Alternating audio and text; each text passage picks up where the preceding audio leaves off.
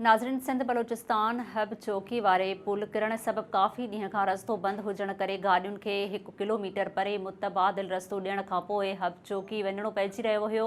उहो रस्तो हाणे बहाल कयो वियो आहे। इन हवाले सां वधीक ॿुधाए रहियो आहे उते मौजूदु SS न्यूज़ कराची जो रिपोर्टर नबी बख्श ख़ास केली। जी नबी बख्श, छा सूरत हाल आहे उतां जी?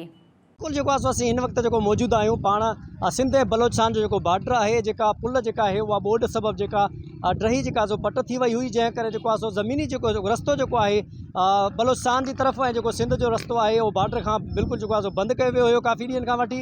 अॼु असिस्टेंट कमिश्नर हब है लेविस जेके अॻवान आहिनि उन्हनि पारां अॼु ही रस्तो है वो बहाल किया वियो आहे। इन खां पोइ ट्रैफिक जेका है उहा पाण रवां दवा है। ज़मीनी रस्तो जो है सो इनखे ॾिनो वियो आहे ऐं ज़मीनी रस्ते खां पोइ बलोचिस्तान जो बॉर्डर है ऐं सिंध जो बॉर्डर है मिलाइण वारो जेका पुल है उन जो ज़मीनी रस्तो है उन सां गाॾियुनि जो अचण वञण जो सिलसिलो है वो शुरू थी चुका है। जॾहिं त उन हवाले सां असां जेका माण्हुनि सां ॻाल्हि ॿोल थी त उन्हनि जो इहो ई चवणु हुयो त हीउ काफ़ी ॾींहंनि खां रस्तो न हुजण करे मुश्किलातूं पेश अचनि पियूं ऐं 1 किलोमीटर अॻिते वञी करे रस्तो असांखे अख़्तियार करणो पियो पवे। पर ही असिस्टेंट कमिश्नर है हब उन जी काविशुनि सां ही रस्तो बहाल थियो है, जंहिंसां काफ़ी सफ़र है वो असांजो आसान थी चुको है।